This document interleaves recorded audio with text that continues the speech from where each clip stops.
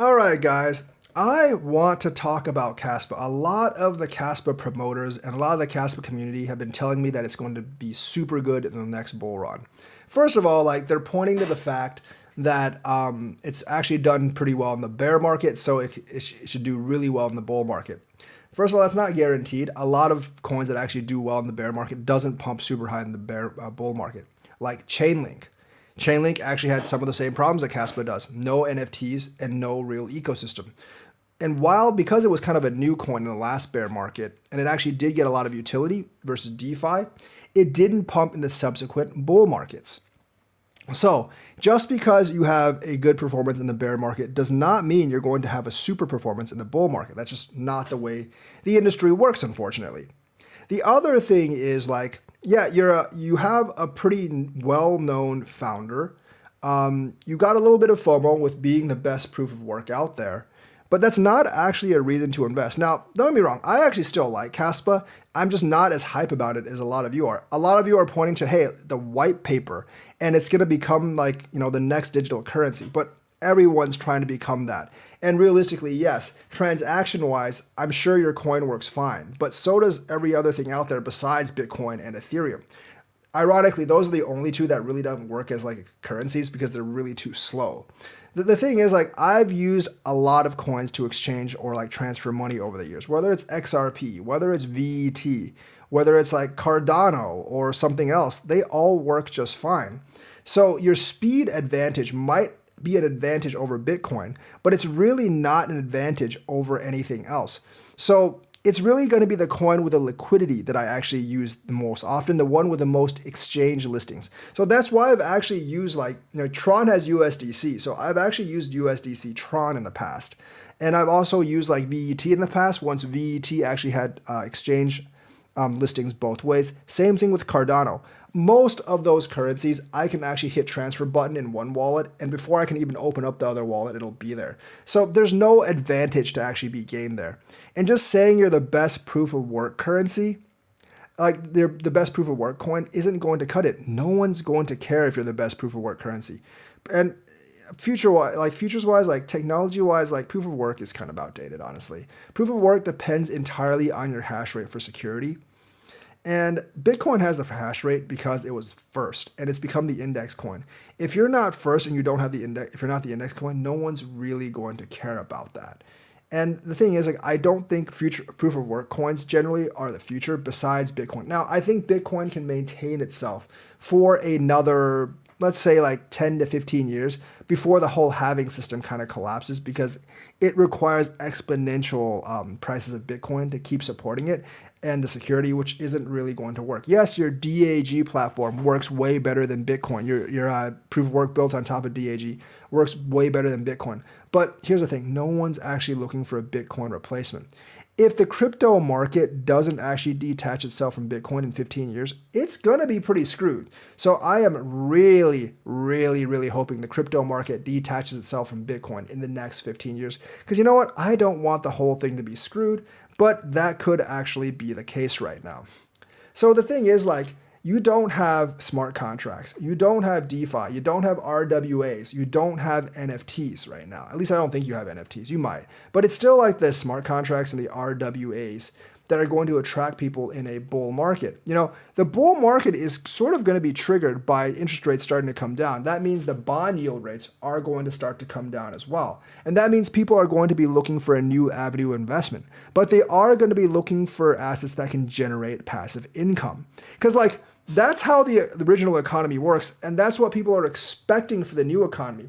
If you have a coin that they can't generate any passive income off of, they're going to go for something else because they could generate passive income off of bonds, off of the money market.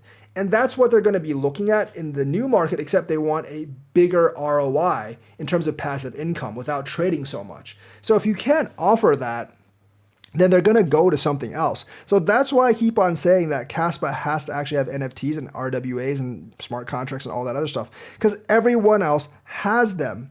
If no one else has them, then you don't really need them because you're the same as everyone else. But if everyone else has them and you don't, for instance, then you are just a leg behind and basically just banking that you're the best POW crypto isn't really going to cut it.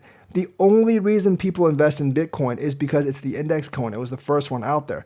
All the other proof of work coins right now, technologically wise and transfer speed wise, are better than Bitcoin. And yet, no one cares about Litecoin. No one cares about Bitcoin Cash. No one cares about Bitcoin SV or Bitcoin Gold or Bitcoin Diamond or any of that stuff. It doesn't matter how good your Bitcoin technology is or how good your proof of work technology is. No one really cares about it because you're not Bitcoin. I think a lot of smart people have already figured that out. I understand that you're like really upbeat about a coin because you got in really early and you've already made a lot of money, but that's no guarantee it's going to do well in the bull run. In the bull run, people are going to be looking for these features that make them even more money. And that's one thing that people need to realize. Like, the crypto market, at least in the West, where the vast majority of the investment money comes in, and if they open up in China, it's going to be true in China too. I'm like 100% sure. 95% of the people or more are going to be in it solely for the money.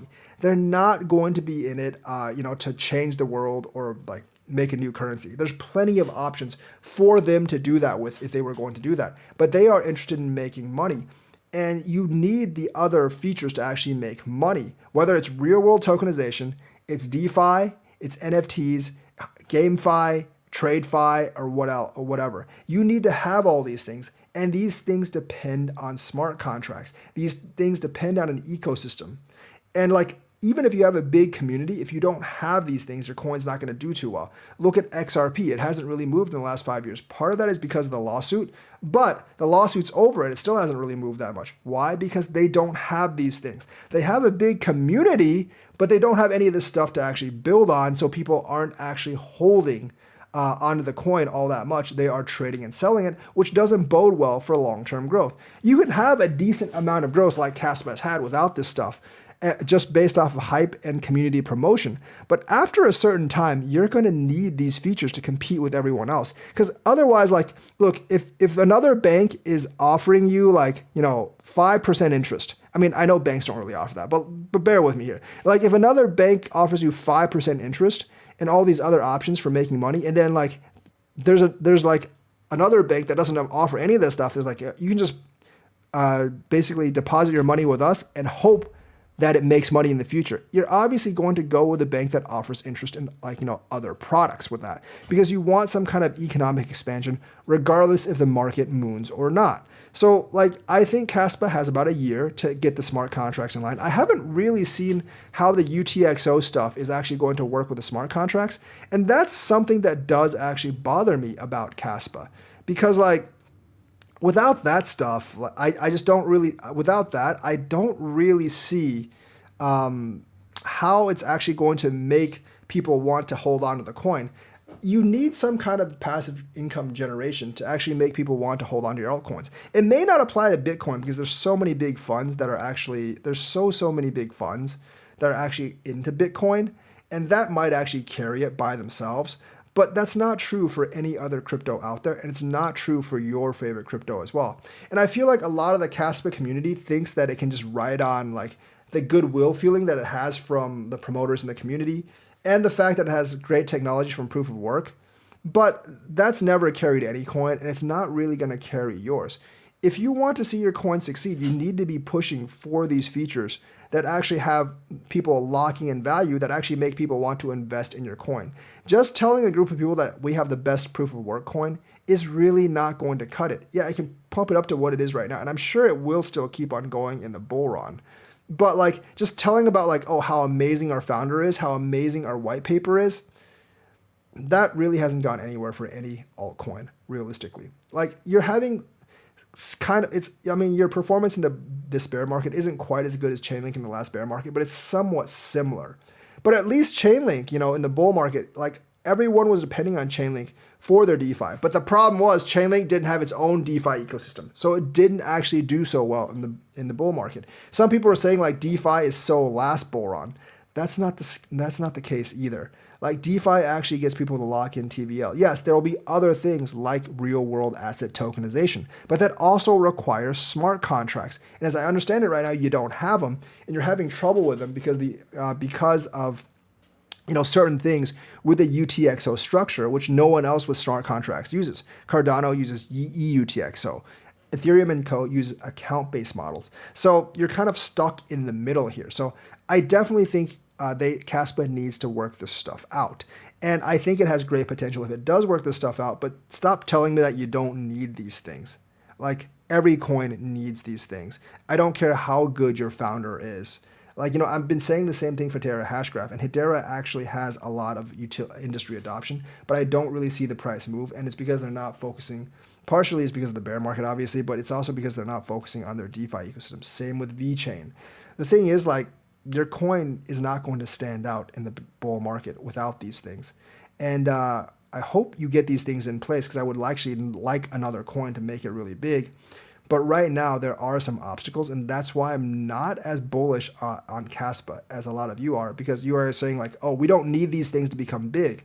But I don't agree with you there, because, like, you just don't have a reason for me to invest in the coin or hold on to the coin in the bull market without these things. So let me know what you think. Like and subscribe, hit that bell notification buttons. Thank you, and have a nice day.